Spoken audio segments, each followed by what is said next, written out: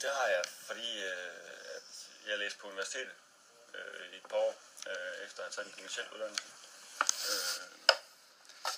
Men ville gerne have noget, der var lidt mere håndgribeligt.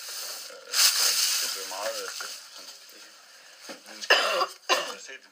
Jeg har altid haft sådan en forkærlighed for håndværk. Og så var tømmer ligesom muligheden for at komme ind i den verden. Yes. Yes, og... Jamen, jeg har jo, det er så godt nok ikke universitet, men jeg har taget en handelsgymnasiel uddannelse derovre ved siden af. Og jeg skulle, det blev sgu meget skoletræt, egentlig, efter de 3 år der. Men jeg voksede op på en lille gård, så jeg har også altid hjulpet til at sådan arbejde med træer og sådan noget. Så jeg tænkte, det kunne jeg sgu egentlig godt tænke mig at fortsætte med. Ja. Har været ude og lave lidt sociale arrangementer. Har ikke rigtig noget med de andre hold at gøre, andet end når vi er ude og kigge på, hvad de laver.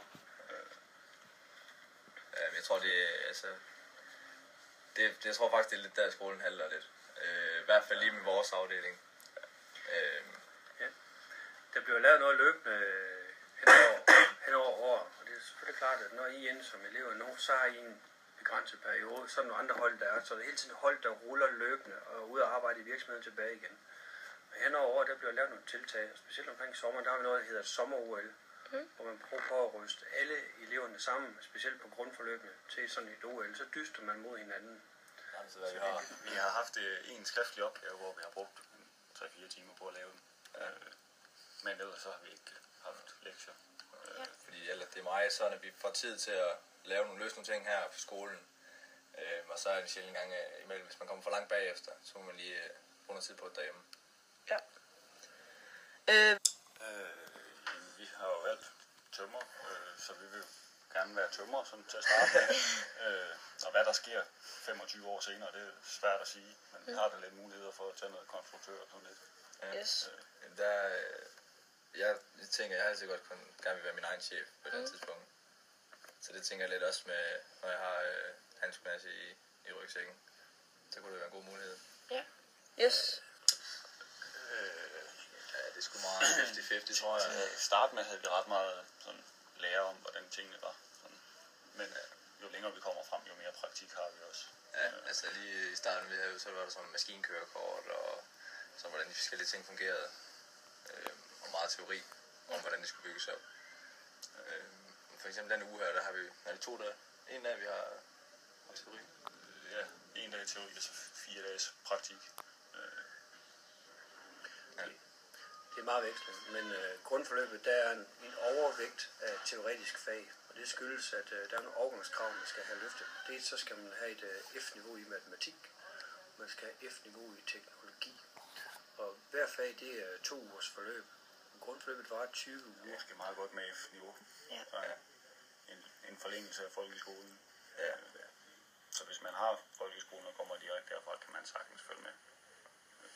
Vi sidder i et klasseværelse, sådan en almindelig klasseværelse med en computer, hvor vi enten sidder og tegner, eller modtager noget undervisning på en anden form. Og så har vi ude i værkstedet, hvor vi saver, skruer, hammer, bygger.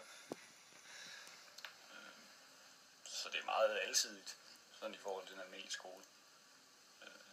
Men noget specifikt, du tænker på? Nej, ikke rigtig, nej. Okay. Jamen, det er bare noget teori, hvor vi sidder og laver noget på computeren, eller bare sidder og lytter og får udleveret nogle opgaver til det, der er nogen snakket om. Ja. Og så ud i værkstedet ellers. Yes. Det er svært vildt. Og så er det ligesom en nemmere ting at vælge noget, hvor man kunne mere bagefter, end at vælge noget sådan mere specifikt og mere sådan ensrettet. Ikke at man ikke kan mere, end man kan, når man er tømrer, men at man ikke sådan indsnæver sine muligheder på en eller anden måde, tror jeg er medvirkende til at... Jamen, jeg tror, at noget af det tror jeg helt klart, det er noget med, der er lidt mere prestige, hvis man kan sige det sådan. Så nu, da jeg gik over på handelsskolen, der var mange af mine klassekammerater, hvis vi skulle have noget undervisning herovre i nogle af bygningerne, så var der mange af dem, der sagde, nej, jeg håber ikke, der er nogen, der ser mig. Tænk, hvis de tror, jeg går herover. Jeg gik selv på Vi så lidt ned på tømmerne. Ja, jamen det gør den. Men vi havde jo også en eller anden aspekt for, at de kunne et eller andet, som vi ikke kunne. Ja. Jeg tror meget, det handler om et ry, et omdømme, håndværksfagene har fået. Ikke kun i forhold til tømmer, men generelt i forhold til erhvervsskolerne.